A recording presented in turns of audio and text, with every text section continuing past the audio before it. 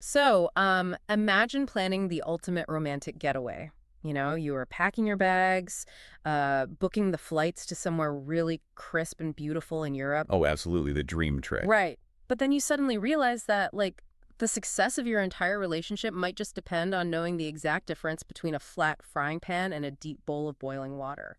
Well, I mean, that sounds like the setup to a very strange um, romantic comedy movie or It something. really does. But understanding the precise language of our daily environments is, it's actually the foundation of navigating the world together. It is. I am Teacher Paulo. And I'm Teacher Rachel. And you are listening to today's Deep Dive. It is April 16th, 2026, and we are just so thrilled to be sitting here with you. We really are. Just you, us, and maybe a fresh cup of coffee to start the morning. Exactly.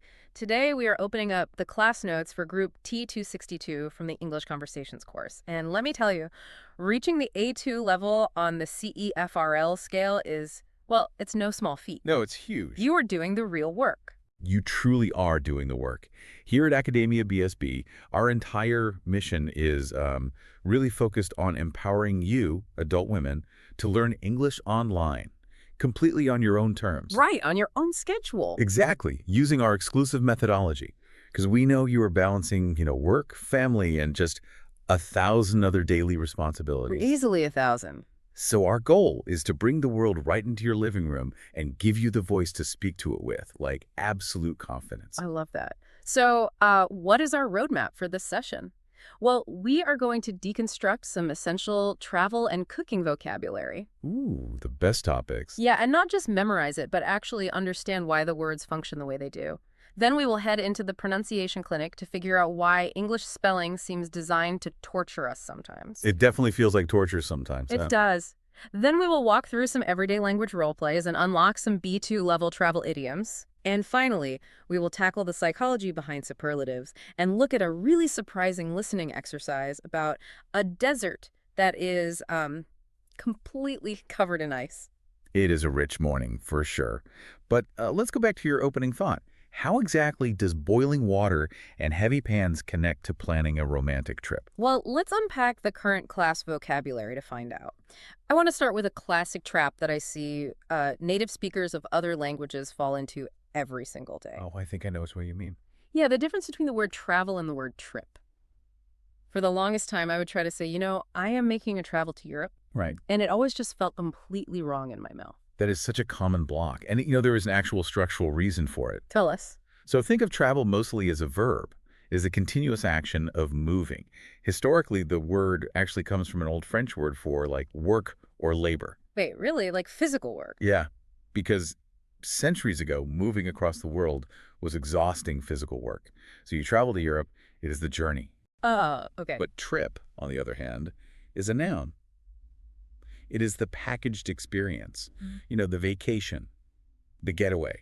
That makes so much sense. You don't trip to Europe, well, unless you literally fall over your suitcase at the airport. Right, which hopefully you don't do. Yeah. Yeah. You take a trip, and if you take that trip to a foreign country, you are going abroad. Exactly. And your notes cover some incredibly beautiful destinations for going abroad on a romantic trip, specifically Ireland and Switzerland. Two gorgeous places. They are. But these places introduce some specific environmental vocabulary. We have the word temperature, and we have moisture. Moisture. Yes, which is that dampness or water vapor in the air. I have to admit, moisture is a slightly uncomfortable word for me. Oh, totally. It just sounds wet just saying it. Moisture. It really does. But you need to know it, especially if you're packing, which brings us perfectly to the personality traits listed in the notes. Right. Because if you were dealing with cold temperatures and high moisture in Ireland, you really need to know who you are taking this romantic trip with. Absolutely. Are they talkative? Which means they are chatty. They love to fill the silence. Yes. I actually love a talkative partner on like a long scenic train ride through Switzerland. It keeps the energy up, It does. Uh-huh. But maybe more importantly, are they supportive? Oh, that's a big one. Right. Meaning, are they encouraging when things go wrong? It reminds me of the author Brene Brown's work on vulnerability. Oh, I love her books. Me too. Yeah. And to truly be supportive, you have to be willing to sit in the uncomfortable, unknown moments with your partner. Yeah. Like, when you miss your train connection in a foreign country. Yeah, that is the true test of a relationship. Exactly. And what you do not want in that situation is Yeah. someone who is stubborn. Wait, I am going to push back on that just a little bit. Okay. Isn't being stubborn sometimes a good thing? Like, if you are lost in a foreign city at midnight, don't you want a partner who is stubborn enough to keep knocking on hotel doors until you find a room? Okay, see, that is tenacity. Mm-hmm. But in English, stubborn has a distinctly negative flavor to it. Yeah. A stubborn person is inflexible.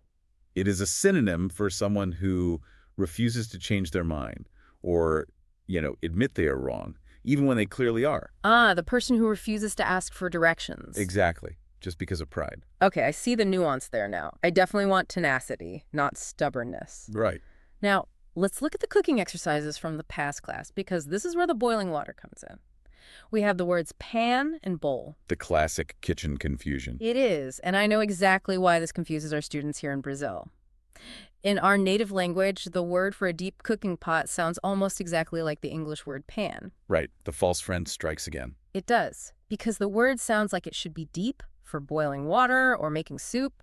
But in English, a pan, like a frying pan, is flat. Flat, right. It is used on the stove for frying things with hot oil, like eggs or pancakes. Yeah. If you want to mix ingredients or, serve that cozy hot soup, you need a deep, rounded container. And that is a bowl. So if your partner is stubborn and impatient, and you don't know the difference between a flat pan and a deep bowl, your romantic dinner in your vacation rental is going to be a total disaster. A complete disaster. And you also have to navigate logical opposites. The notes list wet versus dry, heavy versus light, and long versus short. Right. Those are foundational. So tying it all together, understanding a partner's personality, knowing if they are supportive or stubborn, is just as crucial as knowing whether your luggage is too heavy when you are packing for that trip abroad. It is all connected. It is. You are navigating the physical environment, the language, and the relationship all at once. Yeah. It takes a whole lot of mental gymnastics. Mental gymnastics. I love that phrase. Gymnastics is actually the last vocabulary word on our list, meaning physical exercises requiring flexibility and balance. Yeah. But it applies to language learning, too. Speaking of flexibility, let's flex our facial muscles and step into the pronunciation clinic. Oh, the clinic. Let's do it. English pronunciation is, it's historically chaotic. Just a little bit. Because English is this wild mashup of Germanic roots, Latin, and French. The spelling was kind of frozen by the printing press centuries ago. But the way people actually spoke kept evolving. Wow, so the spelling is stuck in the past. Exactly. That is why we have pairs of words that look almost identical but sound wildly different. Let's look at the past class notes. Listen to this pair. Heavy versus have. Okay, the trick here is entirely in the final mouth shape. Heavy ends with a clear, long E sound. You literally pull your lips back into a smile.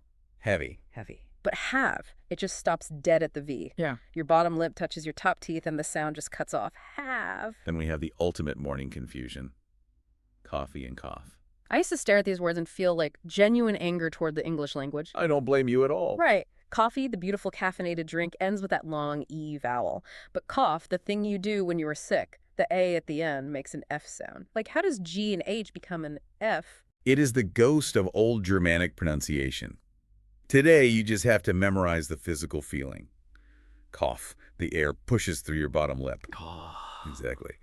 Next pair. Most versus must. Okay, most requires a round, surprised O shape with your mouth. Most. Right. And must is short, urgent, and relaxed in the jaw. Must. And finally, two adjectives that rhyme beautifully. Delicious and nutritious. Oh, I love those. Both end with that soft, airy sh sound. Delicious and nutritious. Beautiful rhythm there. Now, looking at the current class pronunciation, the notes have us reading some specific terms verbatim. Okay. We have Switzerland. When desert, largest, considered, covered, specifically, and average. We really need to isolate the word desert here. Oh, definitely. Let me put it in a sentence. Antarctica is the largest desert. Notice the stress. Desert. Desert. The power is on the very first syllable. This is a trap because everyone wants to say desert, stressing the second half. Here's the analogy I always use to remember the difference. A desert, the dry, sandy place, has only one "es" in the spelling. Right. One's "es" stands for sand. Ooh, I like that. Yeah. But dessert, the chocolate cake you eat after dinner, has two "es" characters in it. Two S's stand for sugar. Oh, that is perfect. You want more sugar, so you write two S's and you stress the sweet ending. Dessert. One's for sand, two S's for sugar. That is brilliant cognitive mapping right there. Thank you. Let's take all of this theory and ground it in reality now. It's time for our use of language role play. Let's do it. The notes give us several conversational anchors. We have such as, it depends, it's raining, I like both options, what is your favorite recipe, and in the past, I used to go to church. So we're going to contextualize this exactly as the notes instruct, anchoring it in reality. The prompt specifically includes the phrase, my boyfriend lives in Aguas Claras. Right? So let's build a quick scene. We're two friends trying to figure out our weekend plans. I am ready. Hey, are you still coming to visit this weekend? My boyfriend lives in the Aguas Claras neighborhood, so we could all hang out at his place. I would absolutely love to. But I just looked at the forecast and, well, it's raining. Ah, that is true. Well, we could stay inside and cook, or we could order delivery, such as pizza or sushi. I like both options. Honestly, it depends on how tired we are after the drive. But if we decide to cook, what is your favorite recipe? Oh, definitely my grandmother's potato soup. In the past, I used to go to church with her on rainy Sunday mornings, and we always made that soup right after. Oh, that settles it. A hot bowl of soup on a rainy afternoon sounds like absolute perfection. And scene. Did you notice how those phrases didn't sound like rigid textbook grammar? Not at all. They are just the natural glue that holds a real conversation together. Exactly. Speaking of navigating the real world, the vocabulary we use when we travel reveals so much about how we view effort and relaxation. Oh, it really does. Let's break down the B2 level idiomatic expressions in today's module. Okay, the first one is hit the road. Hit the road. When I first heard this, it sounded so violent to me. Like, why are we hitting the pavement? It does sound a bit aggressive. But it actually just means to begin a journey, usually by car. It is a visual metaphor for, the rubber of your tires aggressively striking the street as you speed off. Right. Then we have off the beaten path. I love that one. Think about how a path is made in a forest. It is literally dirt that has been beaten down by thousands of heavy footsteps. So if you step off that beaten path, you are going somewhere hidden, authentic, and completely free from heavy tourist traffic. That is my absolute favorite way to explore. Mine too. Next is travel light. This one is literal. Take very little luggage, no heavy bags, which honestly requires a lot of discipline. It really does. And traveling light is the exact opposite of someone who has to live out of a suitcase. Oh, I hate doing that. If you live out of a suitcase, you are traveling so constantly, moving from hotel to hotel, that you never even unpack your clothes into the closet. Your suitcase is basically your entire wardrobe. Exhausting. And finally, the ultimate goal of any trip. Take it easy. Take it easy. It means to consciously remove stress, slow down your heart rate, and just relax. Let's do another quick role play to see the friction between these travel styles. Okay. We are planning that dream trip to Switzerland. I cannot wait. Okay, I have our itinerary. We are going to be on the go every single day, hitting 5 major cities in 4 days. Oh, absolutely not. No way. I work way too hard during the week. I just want to get away from it all and take it easy. Can we please just rent a quiet cabin off the beaten path? Fine, we can compromise. We will rent the hidden cabin, but we have to travel light because I am not dragging 3 heavy bags up a Swiss mountain. That is a deal. I despise trying to live out of a suitcase anyway. I just want to unpack once and look at the mountains. Notice how those idioms capture entirely different philosophies of travel. It is fascinating. It is. Now, transitioning from the extremes of travel, the heaviest bags, the most remote cabins, we naturally arrive at the grammar of extremes. Yes, we are looking at the superlative of adjectives. Superlatives. Conceptually, why do superlatives even exist? Well, human brains are hardwired for survival, to notice the extremes in our environment. Right. We don't just need to know that a bear is big. We need to know which bear is the biggest. Hopefully from a safe distance. Exactly.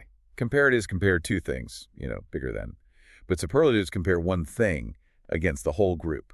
It is the absolute limit. The spelling rules for this can feel a bit robotic, but there is a logic to them. If an adjective is a short single syllable, you just add est to the end. Tall becomes the tallest. Easy enough. Right. But if the word ends in a s, like busy, English spelling rules demand that the y transforms into an s before you add s. So busy becomes the busiest. Exactly. And if you have a short word ending in a single vowel and a single consonant like fat, you have to double that last consonant to protect the short vowel sound. So fat becomes the fattest with 2 t's. But what happens when the words get complicated? You know, 2 or more syllables. You do not add est to the end. It would sound ridiculous to say beautifulest. It really would. Instead, you put the word most in front. So famous becomes the most famous. And we cannot forget the irregular rebels, the words that follow no rules at all. Of course. Good doesn't become goodest, it becomes the best. Let's look at 3 structural examples of how to use these. Okay, for an affirmative sentence, Dubai has the tallest building. It establishes a fact at the extreme limit. For a negative extreme, we swap most for least. This bag was the least expensive. Nice. And for an interrogative, an inquiry about the extreme, who is the fastest man on Earth? Now let's talk about the #1 mistake our students make here. I actually did this for years. Let's hear it. We constantly double up our superlatives. We say things like, the most tallest. Yes. Oh, that is classic L1 interference. Exactly. Because in your native language, you literally say the equivalent of the more tall, so your brain automatically translates that structure and you accidentally force both into the English sentence. Right, your brain is just trying to help. Yeah, but you have to train your brain to trust that the est suffix is already doing the job of the word most. You don't need both. It is just the tallest. That is such a vital insight. The structure of your first language is secretly trying to write the rules for your second language. It really is. All right, before we dive into our final heavy topic, we are going to take a very brief commercial break to refill our coffee cups, stretch our legs, and let that grammar settle. Sounds good. But do not go anywhere because we have a massive surprise about deserts coming up right after this. See you in a minute. And we are back! Welcome back to the deep dive. Okay, before we jump into the listening segment, I have a genuinely terrible joke for you. Oh my gosh, I am bracing myself. Let's hear it. Why would you pack a heavy, insulated winter coat for a trip to a desert? Because, you were incredibly confused about geography. No, because you were visiting the Antarctic desert. Okay, wow, that was terrible, but functionally perfect for where we are going next. I try. Let's do a quick recap of what you sitting there listening right now, what you have already achieved today. You have done so much. You've dissected the nuanced differences between travel and trip, pan and bowl. You understand the historical reasons why cough and coffee sound so wildly different. Right. You role-played B2 idioms about hitting the road. And you recognize the psychological interference that makes us say the most tallest. You are doing incredible work today. You really are. Now, keeping that terrible winter coat joke in mind, let's look at your listening skills module. Your task in the class notes is to listen to an audio track and fill in the blanks. And the topic, an iceberg desert. When we say desert, your brain probably instantly conjures images of the Sahara. You know, blistering heat, sand dunes, maybe a camel. But the source material for this listening exercise reveals that Earth's largest desert is actually a freezing expanse covered entirely in ice, Antarctica. The science here is just fascinating. You see, a desert is not defined by temperature at all. It is defined by precipitation. Interesting. Yeah. To be classified as a desert, an area must receive almost no moisture from the sky. Antarctica receives an average of less than 10 inches of precipitation a year, and that includes snow, sleet, or hail. But why? Like, if the entire continent is made of frozen water, how is it not precipitating water? It is basic physics. Oh boy. The air in Antarctica is simply too cold to hold moisture. The molecules are moving too slowly to suspend water vapor. Oh, that makes sense. Right. Because the air is bone dry, evaporation is incredibly low. Any snow that does manage to fall just stays there permanently, or it gets violently whipped up into blinding blizzards by the wind. Now, this raises a crucial question for your learning journey. Why are we making you listen to an audio track about the physics of Antarctic weather? Good question. Because the Academia BSB methodology insists on using real-life, English native, up-to-date materials. And this is so important.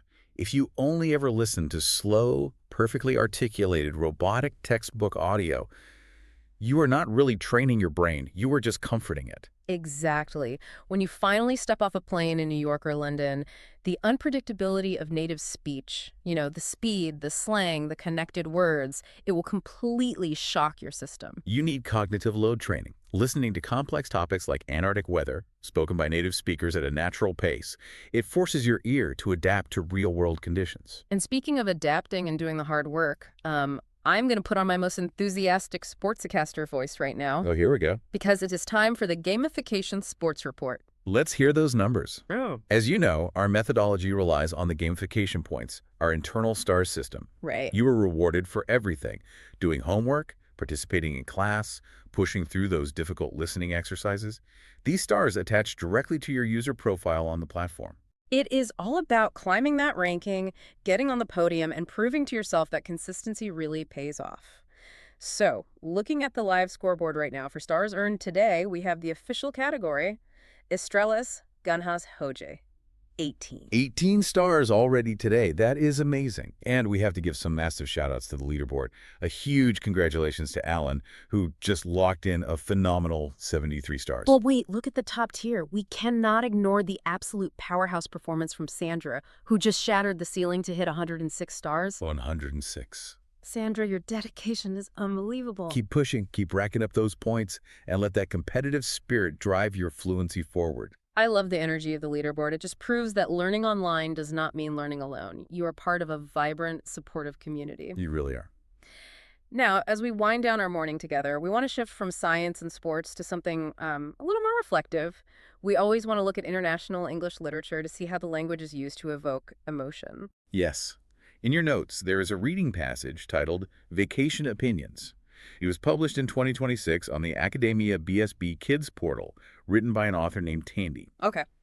And while it is accessible for younger readers, there is this profound simplicity in how female authors often capture the sensory details of an environment. I completely agree.